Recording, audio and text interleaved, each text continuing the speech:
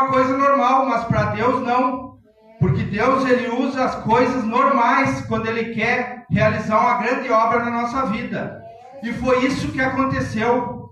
Quando Deus, ele fala com Moisés, através daquela sarça, Moisés, ele pergunta para Deus: que direi eu quando me perguntarem quem que me enviou? E Deus responde: diga que é o eu sou o que sou. Em outras palavras, Deus estava dizendo que é Ele quem liberta, é Ele quem cura, é Ele quem restaura, é Ele que transforma a nossa vida. Quando nós somos escolhidos, assim como Moisés foi, nós também temos a escolha de Deus na nossa vida. E a palavra vai dizer então que Deus, ele explica para Moisés que antes ele tinha aparecido para Abraão, Isaac e Jacó e tinha se identificado como El Shaddai, o Deus Todo-Poderoso. E para Moisés ele se revela de uma outra maneira, uma maneira mais plena, que é essa palavra que diz: eu sou o que sou. Isso quer dizer a onipotência de Deus, que Deus, ele não necessita de nada para existir, muito pelo contrário. Deus, ele criou todas as coisas a partir do nada, porque a palavra diz que a terra era sem forma e vazia. E como alguma coisa que existe, ela precisa ter uma forma. E se a terra era sem forma e vazia, era só um caos. Então não importa o caos que esteja a nossa vida num determinado momento, Deus, ele pode realizar coisas grandes na nossa vida. Assim como ele prometeu aqui para Moisés, que ele livraria o povo de toda a opressão que eles estavam enfrentando lá no Egito. Porque a palavra do Antigo Testamento, ela se confirma no Novo Testamento. E o testamento é um documento que dá direito à herança. Mas que herança é essa? A herança da vida eterna. E para que nós tenhamos direito a essa herança, o autor teria que morrer. Como é no testamento que a gente conhece aí dos nossos dias, onde para o testamento ter a validade, o autor tem que morrer. Só que no caso de Jesus, além de morrer, ele teria que pagar um preço caro, preço altíssimo que Deus estabeleceu para o pecado. Que o preço do pecado, o salário do pecado é a morte. E não há remissão de pecado sem derramamento de sangue. Foi esse o sacrifício que Jesus realizou na cruz, para que nós pudéssemos estar aqui hoje. Como o irmão leu na palavra introdutória, que Deus amou o mundo de tal maneira que enviou o seu Filho único, para que todo aquele que crê nele não pereça, mas tenha a vida eterna. Então, o primeiro passo que nós temos que dar é acreditar. Não adianta ficar dentro da igreja ou ler a Bíblia se nós não acreditar. Porque com a palavra de Deus ela funciona assim. Nós temos que acreditar no Senhor, em primeiro lugar. Porque a sua palavra ela é verdadeira, ela é eterna. Ela se confirma a todo momento na nossa vida. É só nós parar para analisar a palavra do Senhor. Porque na antiga aliança eram realizados sacrifícios de animais que eram considerados como a expiação do pecado. Expiação significa encobrir o pecado. Para Deus isso não era suficiente. Por isso que ele enviou o seu Filho Jesus para realizar o sacrifício perfeito. Mas não era isso que estava acontecendo naquela época. Nem por isso Deus desistiu. Nem por isso Deus desistiu do povo dele. Deus ele faz uma promessa que livraria o povo dele das cargas, da servidão e resgataria eles com o braço estendido. Então não importa a dificuldade que nós estejamos enfrentando, Deus ele pode nos libertar. Ele pode nos resgatar porque a palavra dele está nos mostrando Então, quando ele diz que ele vai livrar o povo das cargas, se nós pegar a Bíblia e ler a história do povo de Israel, que foi escolhido por Deus, povo que foi separado para ser uma referência, para ser um modelo, um exemplo para as outras pessoas, Deus, ele estabeleceu leis, mandamentos que eles não conseguiram cumprir. Então Deus, ele fez a promessa que livraria eles das cargas, porque a palavra vai dizer que o povo, quando estava no Egito, ele começou a ser multiplicado de sobremaneira, que Faraó temeu, se viesse uma guerra, aquele povo poderia se revoltar contra o reino dele. Então, ele começou a impor as cargas em cima daquele povo, com a servidão, uma servidão árdua, um trabalho pesado, e o efeito não foi o que ele esperava. O efeito foi que mesmo através dessas cargas, através desse sofrimento, desse trabalho forçado, o povo ele se multiplicou. E eu vejo que com o povo de Deus, que somos nós, não é diferente. Quem de nós aqui não tem uma dificuldade, quem de nós não enfrenta um problema, quem de nós, enfim, não está enfrentando alguma luta, mas nós estamos aqui. Porque Deus, ele tem um propósito na nossa vida. Assim como ele tinha no povo dele, ainda tem em nós. Porque a palavra vai dizer, se nós formos fazer uma comparação, o Faraó era um inimigo implacável do povo. Assim como o diabo é implacável. O diabo, ele coloca obstáculos todo o tempo para que nós venha desistir, que nós venha parar na nossa caminhada. E o inimigo do povo de Deus não era diferente, era um inimigo implacável, que oprimia o povo de contínuo. Então Deus, além das cargas, como nós lemos aqui, Deus, ele prometeu livrar o povo da servidão, porque foram 400 anos de servidão no Egito. O povo era escravo. E quando eu começo a trazer para os nossos dias, hoje muitas pessoas também são escravos. Mas de que são escravos se ninguém trabalha só pela comida, todo mundo tem carteira assinada? De que está falando da escravidão? A escravidão é do pecado. A escravidão é uma verdadeira servidão do pecado. Porque tem muita gente que é livre, mas é escravo da droga, escravo da bebida, da mentira, do adultério. Então, isso é a verdadeira escravidão. Porque nós vemos pessoas, a gente pode contemplar pessoas que têm tudo, têm trabalho, têm uma família bem estruturada, têm carro, mas se não tiver uma droga, não tiver uma bebida, nada tá bom. Isso é a verdadeira escravidão que Deus, ele nos liberta através de Jesus Cristo. Então Deus, ele tem poder para nos libertar de todas as coisas que nos afastam da presença de Deus, para que nós não sejamos mais servos do pecado, mas sim libertos através de Jesus Cristo.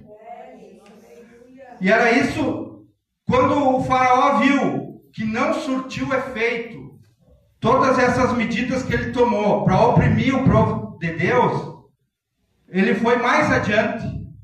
Ele lançou um decreto que todos os filhos homens fossem mortos. E para aquela sociedade lá do judeu, dos hebreus, uma mulher ter um filho homem era motivo de orgulho.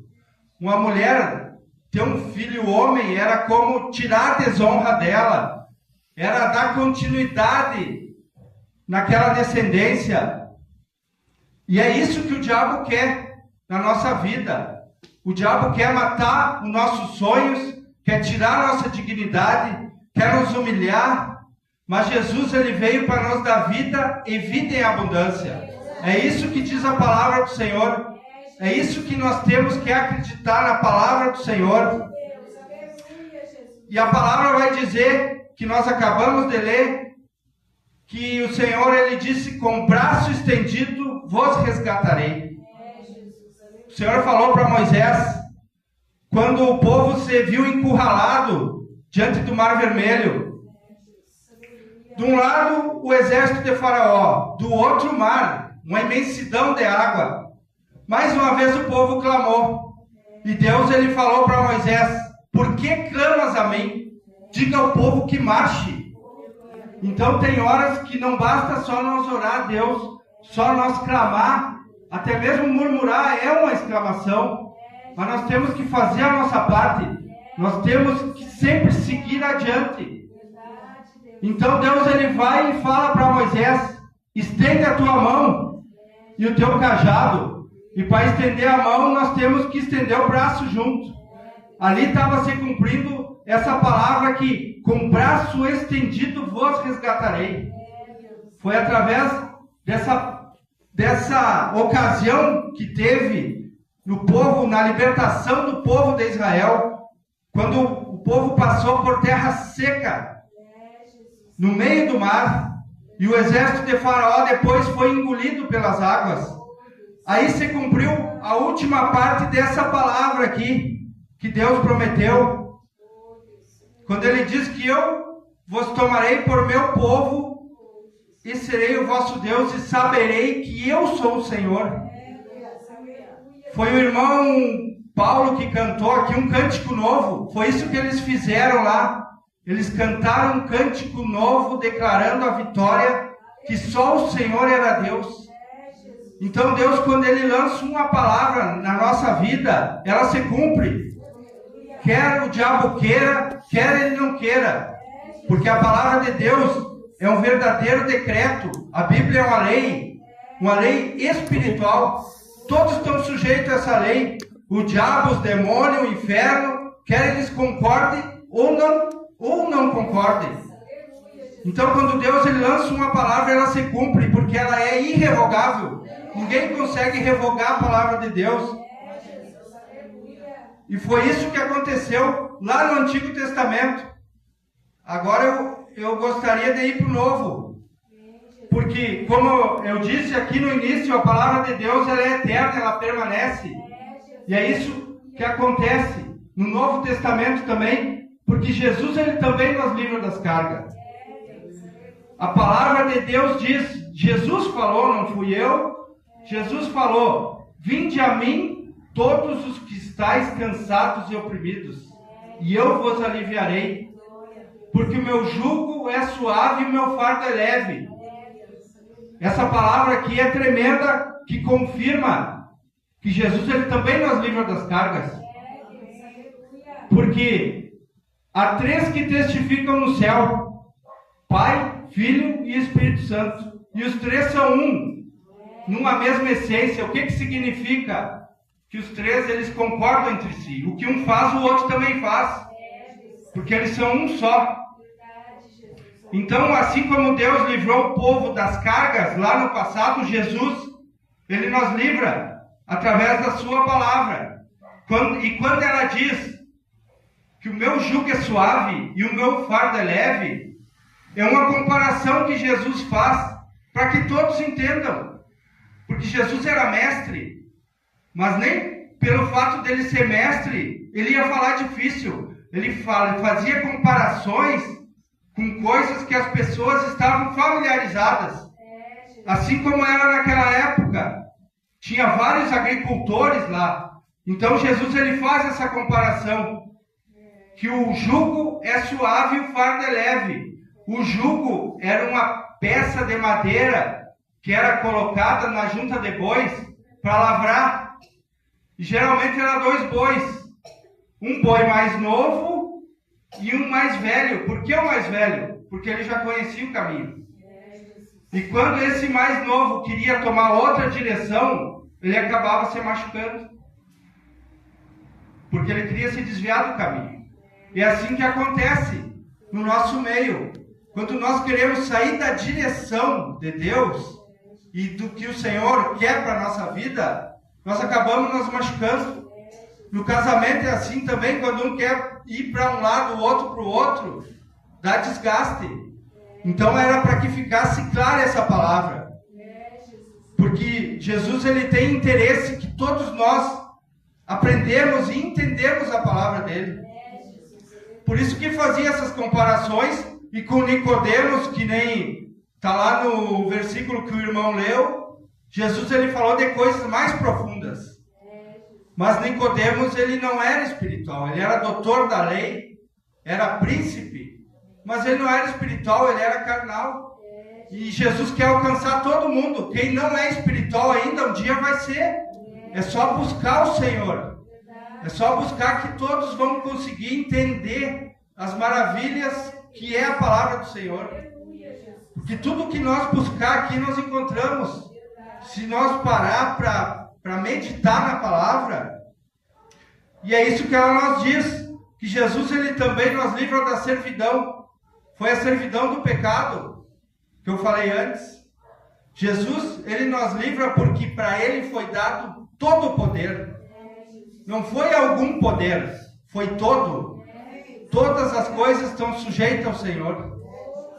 O diabo, será que o diabo tem poder? Tem, mas o poder do diabo é limitado. E o poder de Jesus é ilimitado. Porque ele venceu o pecado e o inferno lá na cruz do Calvário. Quando derramou o seu sangue inocente e quando ressuscitou entre os mortos. E também a palavra que diz: com braço estendido vos resgatarei. Jesus também ele cumpre essa palavra no seu ministério. Quando na cruz do Calvário, ele de braço estendido, ele bradou: está consumado. Ali se cumpre mais uma vez essa palavra do Senhor. Com o braço estendido, Jesus, ele nos resgata. Por isso que a palavra do Senhor, ela é eterna. E nós podemos ver que não foi só isso que aconteceu, teve várias outras coisas. Uma delas, quando o véu do templo, ele se rompe de cima a baixo, representa que o homem tinha perdido a comunhão com Deus.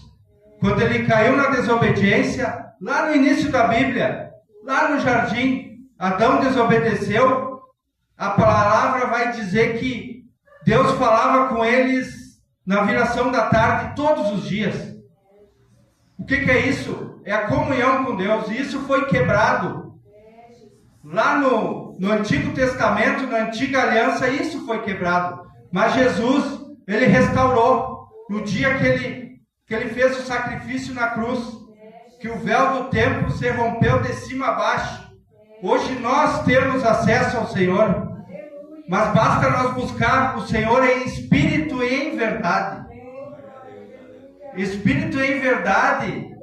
Deus ele conhece cada um de nós, nosso deitar, nosso levantar, conhece até nosso pensamento. E essa palavra espírito e em verdade, ela é muito profunda. Porque olhando para os dias de hoje, não adianta e todo não faltar um culto, mas lá fora, mentir, adulterar, fazer coisa que não deve, fazer intriga, até mesmo no trabalho ou na igreja, isso aí representa que não é espírito em verdade. Aí nós temos uma barreira aí que nós não conseguimos chegar no Senhor. Porque lá na visão de Apocalipse fala que diante do trono tem como um mar de vidro. Isso representa a transparência. Só chega na frente do trono quem é lavado e remido pelo sangue de Jesus. E é transparente nas suas ações, na sua conduta. E não parou só por aí. Não foi só a comunhão que foi restaurada. Também Jesus, ele restaurou a nossa autoridade. Porque quando Deus criou o homem, ele deu autoridade para o homem mandar nos animais e na terra. Isso era uma autoridade física. Jesus foi além disso. Nos dá uma autoridade espiritual. Quando a palavra dele diz que ele nos fez reis e sacerdotes, em Apocalipse, capítulo 5, diz que o cordeiro que foi morto nos comprou com o seu sangue homens de toda tribo, língua e nação. Esses somos nós. Somos nós que Jesus ele nos restaurou e nos deu autoridade agora espiritual. Porque a palavra vai dizer no livro de Pedro que nós somos geração eleita, sacerdócio real. Isso significa o que é a realeza, o que é a autoridade real. É a autoridade espiritual que Jesus nos deu. E sacerdócio, nós somos sacerdotes hoje. Nós temos o poder para interceder pelos outros, para orar por um familiar, para que seja liberto, para que venham ou que nós sejamos abençoados. Através do sacrifício de Jesus, nós temos essa capacidade, porque Ele nos capacita, Jesus, através do Espírito Santo, que está em nós, que está em cada um de nós que aceitou Jesus. Cada um que aceita Jesus e é batizado, ele é selado com o Espírito Santo. E ele habita em nós, deixa de ser uma criatura para ser filho de Deus, através da obediência. E quem ainda não deu esse passo, a oportunidade está aí todos os dias. Todos os dias está aí a oportunidade de dar o primeiro passo, que é aceitar Jesus e ser batizado. Mas para dar o segundo passo tem que dar o primeiro. O primeiro é aceitar. Ah, mas quem sabe eu tenho que ser perfeito. Eu vou esperar mais um pouquinho, porque ainda não está na hora. Depois que dá o primeiro passo é com Jesus, é com o Espírito Santo. É Ele que faz a obra. Se nós vamos esperar o dia que nós vamos ficar perfeito, nós nunca vamos vir. Ninguém nunca ia dar o primeiro passo assim como nós demos, e depois ser batizado e ser selado com esse Espírito Santo que habita em nós, que nos capacita para fazer a obra do Senhor. Porque quando Jesus ele soprou sobre os discípulos, foi o Espírito Santo representava que ele estava capacitando para fazer a obra. E é isso que acontece quando nós demos a liberdade para o Espírito Santo tomar a liderança da nossa vida. Então a palavra diz que com o braço estendido ele nos resgatou, mas ainda falta a última parte, quando nós vamos declarar que Ele será o nosso Deus e nós seremos o seu povo. Mas quando que isso vai acontecer? Está perto o dia. Para nós que já somos crentes, o dia é o dia mais importante das nossas vidas. Quando Jesus voltar para resgatar a sua igreja. A palavra vai dizer, não como muitos pensam, que ele vai vir como ladrão. O ladrão significa o momento que ele vai vir.